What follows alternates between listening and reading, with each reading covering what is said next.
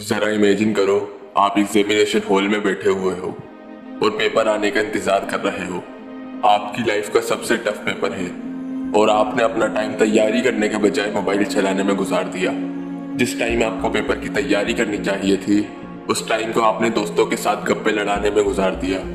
जिस दिन आपको पढ़ना चाहिए था, उस दिन को आपने कल पर टाल दिया। आप रोज कल पर टालते गए और दिन गुजरते गए, यहाँ तक के पेपर में सिर्फ 2 ही दिन रह गए। अब आपको ख्याल आया कि अगर अब भी नहीं पढ़ा तो फिर मैं पक्का फेल हो जाऊंगा। आपने 2 दिन पहले पढ़ना शुरू किया, लेकिन क्योंकि आपने पूरा साल नहीं पढ़ा था तो आपको समझ ही नहीं आ रहा था कि किस तरह मैं ये सारा कोर्स कवर करूं। आपका दिमाग घूम रहा था क्योंकि 2 दिन में 20% भी याद नहीं किया जा सकता।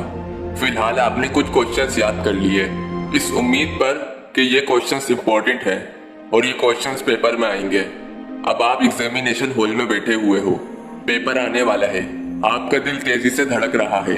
आप दुआएं कर रहे हो कि वो क्वेश्चंस आए जो मैंने याद किए हैं। अब पेपर के लिए बेल बजती है और एग्जामिनर कमरे में आता है और वो पेपर बांटना शुरू करता है। अब वो आपके हाथ में पेपर देता है। अब आप पेपर को पढ़ना शुरू करते हो, लेकिन आपके पैरों तले जमीन निकल जाती है क्योंकि वो क्वेश्चंस आए ही नहीं जो आपने याद किए थे। आप सर पकड़कर बैठ जाते हो और आप चीटिंग भी नहीं कर सकते क्योंकि एग्जामिनर बहुत स्ट्रिक्ट है। अब आपको अपना वो टाइम याद आने लगता है जो आपने जाया कर दिया। आपको अफसोस होने लगता है, आपको रिग्रेट होता है।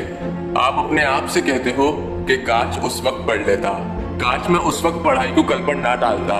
और इन्हीं सोचों में आपका पूरा टाइम निकल जाता है और आप पूरा पेपर खाली छोड़कर आ जाते हो। अब आपको रिजल्ट की टेंशन सर पे सवार रहती है और कुछ दिनों बाद आपका रिजल्ट आ जाता है और उस पर लिखा हुआ होता है फेल। सोचो अगर आपके साथ ऐसा हो गया तो क्या होगा, आपकी क्या हालत होगी। अरे अपना छोड़ो, अगर आप फेल होते हो तो ये सोचो आपके पेरेंट्स की क्या हालत होगी। उन्होंने कितनी उम्मीदें लगाई हुई हैं आपसे, उनकी आंखों में आपके लिए कितने ख्वाब हैं। और जब उनको पता चलेगा कि आपने उनकी तमाम उम्मीदों पर पानी फेर दिया तो सोचो कैसा महसूस होगा उनको, कैसा लगेगा उनको। आपके फादर जो पूरा दिन काम करते हैं, पूरा दिन खून पसीना बहाते हैं, लोगों की बातें सुनते हैं, लोगों के ताने सुनते हैं और फिर जाकर कुछ पैसे कमाते हैं सिर्फ इसलिए कि आपको पढ़ा सकें, आपका मुस्तकबिल बेहतर बना सकें। आपकी माँ जो पूरा दिन घर पर काम करती है, आपकी हर जरूरत का ख्याल रखती है, पहले आपको खाना खिलाती है, फिर खुद खाना खाती है, आपसे हजारों उम्मीदें लगाए हुए बैठी हैं। लेकिन जब उनको पता चलेगा कि आप उनकी उम्मीदों पर पानी फेर रहे हो तो सोचो उन्हें कैसा लगेगा। जरा इमेजिन करो दोस्त, जरा तसव्वुर करो। इसलिए दोस्त, अपने लिए नहीं तो अपने पेरेंट्स के लिए ही पढ़ लो, उनकी उम्मीदों को पूरा करने के लिए ही पढ़ लो, उनके ख्वाबों को सच करने के लिए ही पढ़ लो। जो लोग आज आपका मजाक उड़ा रहे हैं, जो लोग आज आप पर हंस रहे हैं, उनको खामोश करने के लिए ही पढ़ लो। क्यों पढ़ाई से दूर भाग रहे हो, क्यों बहाने बनाए जा रहे हो।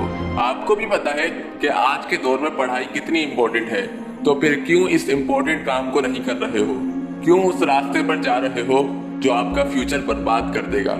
जरा सोचो अपने फ्यूचर के बारे में। अगर आप इसी तरह वक्त बर्बाद करते रहे तो क्या आप वो शख्स बन पाओगे जो आप बनना चाहते हो? नहीं ना।